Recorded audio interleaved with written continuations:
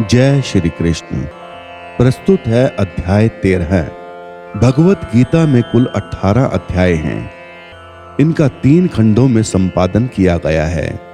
प्रथम खंड के 6 अध्यायों में कर्म योग का वर्णन किया गया है। दूसरे खंड में भक्ति की महिमा और भक्ति को पोषित करने का वर्णन हुआ है। यह भगवान के ऐश्वर्य की ओर भी ध्यान आकर्षित करता है। तीसरे खंड के 6 अध्यायों में तत्व ज्ञान पर व्याख्या की गई है। ये तीसरे खंड के अध्यायों का प्रथम अध्याय है। ये 2 शब्दों क्षेत्र अर्थात शरीर और क्षेत्रज्ञ अर्थात शरीर का ज्ञाता से परिचित कराता है। हम शरीर को क्षेत्र के रूप में और शरीर में निवास करने वाली आत्मा को शरीर के ज्ञाता के रूप में स्वीकार कर सकते हैं, लेकिन ये एक सरलीकरण है, क्योंकि क्षेत्र का अर्थ वास्तव में अधिक व्यापक है। इसमें मन, बुद्धि, अहंकार और माया शक्ति के अन्य सभी घटक भी सम्मिलित हैं, जिनसे हमारा व्यक्तित्व निर्मित होता है। व्यापक ज्ञान के आधार पर देह के क्षेत्र में आत्मा को छोड़कर, जो कि शरीर की ज्ञाता है, हमारे व्यक्तित्व के सभी पहलू सम्मिलित हैं। जिस प्रकार किसान खेत में बीज बोकर खेती करता है, इसी प्रकार से हम अपने शरीर को शुभ अशुभ विचारों और कर्मों से पोषित करते हैं और परिणाम स्वरूप अपना भाग्य बनाते हैं। महात्मा बुद्ध ने यह व्याख्या की है, हम जो सोचते हैं वही हमारे सामने परिणाम के रूप में आता है। इसलिए हम जैसे सोचते हैं वैसे बन जाते हैं। विचार ही सभी कर्मों का जनक है। इसलिए हमें शुभ एवं उचित विचारों और कर्मों से शरीर को पोषित करने की विधि सीखनी चाहिए। इसके लिए शरीर और शरीर के ज्ञाता के बीच के भेद को जानना आवश्यक है। इस अध्याय में श्री कृष्ण इस अंतर के विस्तृत विश्लेषण की ओर ले जाते हैं। वे प्राकृत शक्ति के उन तत्वों की गणना करते हैं जिनसे शरीर के क्षेत्र की रचना होती है। वे शरीर में होने वाले उन परिवर्तनों को भावनाओं, मत, दृष्टिकोण के रूप में उदय होते हैं का वर्णन करते हैं। वे उन गुणों और विशेषताओं का भी उल्लेख करते हैं जो मन को शुद्ध और उससे ज्ञान के प्रकाश से आलोकित करते हैं।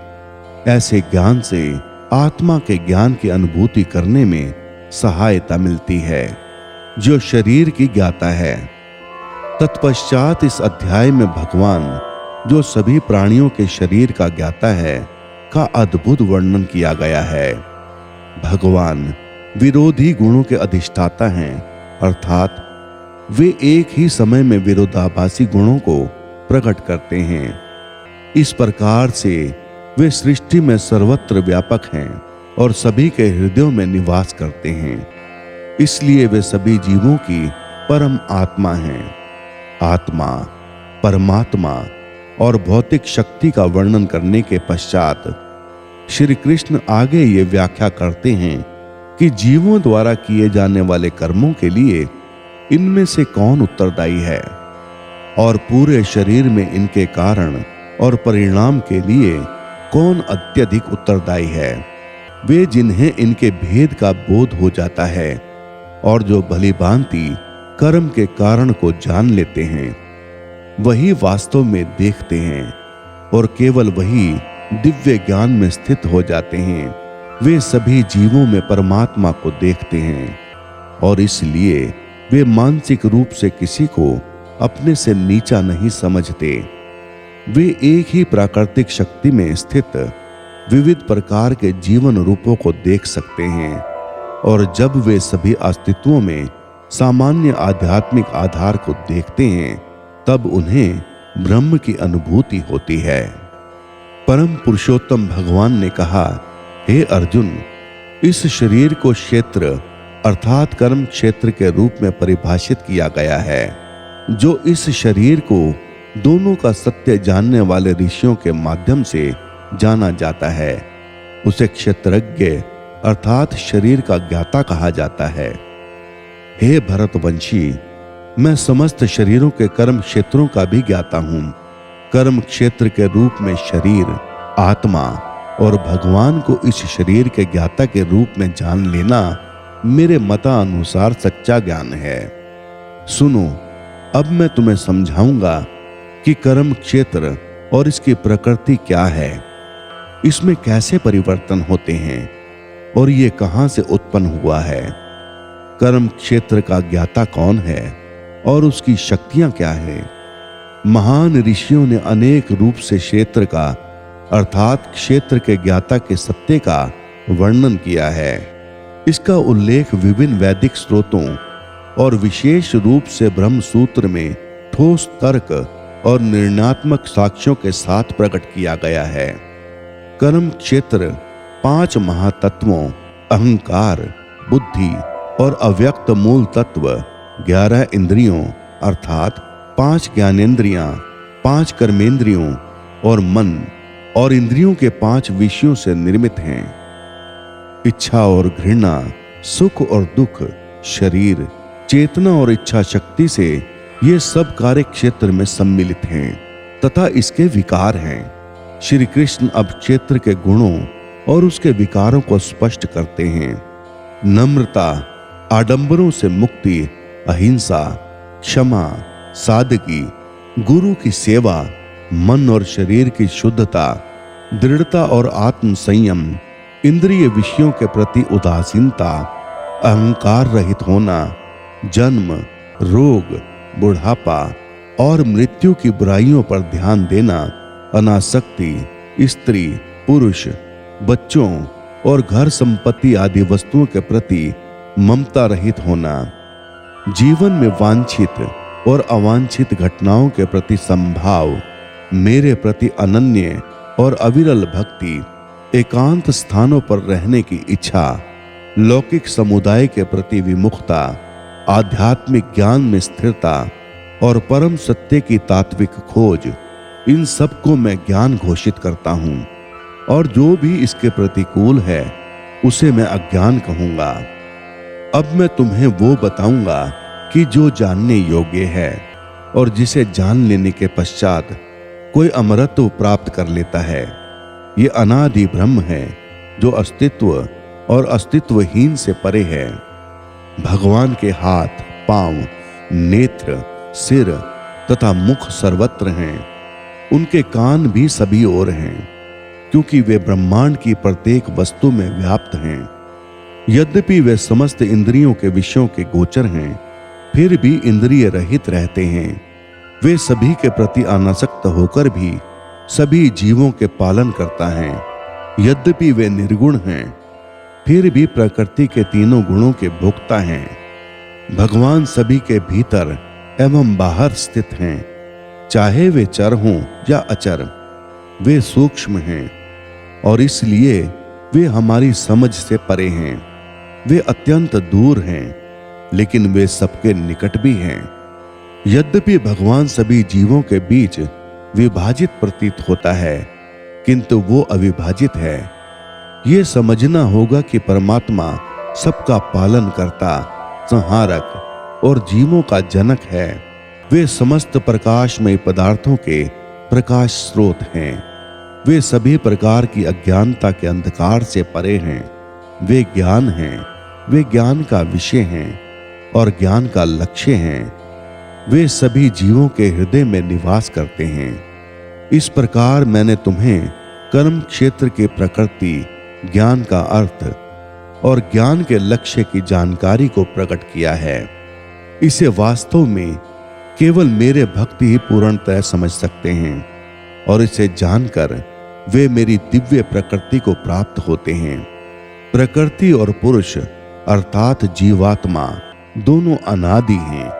ये भी जान लो कि शरीर में होने वाले सभी परिवर्तन और प्रकृति के तीनों गुणों की उत्पत्ति प्राकृत शक्ति से होती है।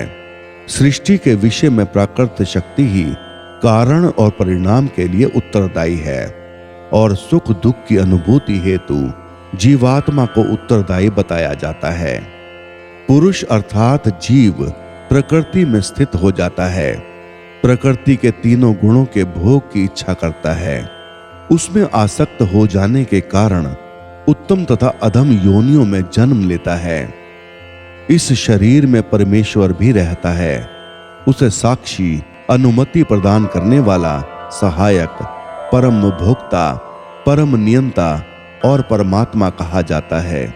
वे जो परमात्मा, जीवात्मा और प्रकृति के सत्य और तीनों गुणों की अंत्यक्रिया को समझ लेते हैं, वे पुनः जन्म नहीं लेते। उनकी वर्तमान स्थिति चाहे जैसे भी हो, वे मुक्त हो जाते हैं। कुछ लोग ध्यान द्वारा अपने हृदय में बैठे परमात्मा को देखते हैं और कुछ लोग ज्ञान के संवर्धन द्वारा, जबकि कुछ अन्य लोग कर्म द्वारा देखने का प्रयत्न करते हैं। कुछ अन्य लोग ऐसे भी होते हैं जो आध्यात्मिक मार्ग से अनभिज्ञ होते हैं, लेकिन वे अन्य संत पुरुषों से श्रवण कर भगवान की आराधना करने लगते हैं। वे भी धीरे धीरे जन्म और मृत्यु के सागर को पार कर लेते हैं। हे भरतवंशियों में श्रेष्ठ, चर और अचर जिनका अस्तित्व तुम्हें दिखाई दे रहा है, वो कर्म क्षेत्र और क्षेत्र के ज्ञाता का संयोग मात्र है, जो परमात्मा को सभी जीवों में आत्मा के साथ देखता है और जो इस नश्वर शरीर में दोनों को अविनाशी समझता है, केवल वही वास्तव में समझता है। वे जो भगवान को सर्वत्र और सभी जीवों में समान रूप से देखते हैं, वे अपने मन से स्वयं को निम्नीकृत नहीं करते। इस प्रकार से वे अपने परम गंतव्य को प्राप्त करते हैं, जो ये समझ लेते हैं कि शरीर के समस्त कार्य प्राकृत शक्ति द्वारा संपन्न होते हैं, जबकि देहधारी आत्मा वास्तव में कुछ नहीं करती, केवल वही वास्तव में देखते हैं। जबकि वे विविध प्रकार के प्राणियों को एक ही परम शक्ति परमात्मा में स्थित देखते हैं और उन सबको उसी से जन्मा समझते हैं, तब वे ब्रह्म का ज्ञान प्राप्त करते हैं। परमात्मा अविनाशी है और इसका कोई आदि नहीं है और प्रकृति के गुणों से रहित है। हे कुंती पुत्र, यद्यपि ये शरीर में स्थित है, किंतु ये न तो कर्म करता है और न ही प्रकृति शक्ति से दूषित होता है। अंतरिक्ष सबको अपने में धारण कर लेता है, लेकिन सूक्ष्म होने के कारण जिसे ये धारण किए रहता है उसमें लिप्त नहीं होता। इसी प्रकार से यद्यपि आत्म चेतना के रूप में पूरे शरीर में व्याप्त रहती है, फिर भी आत्मा शरीर के धर्म से प्रभावित नहीं होती।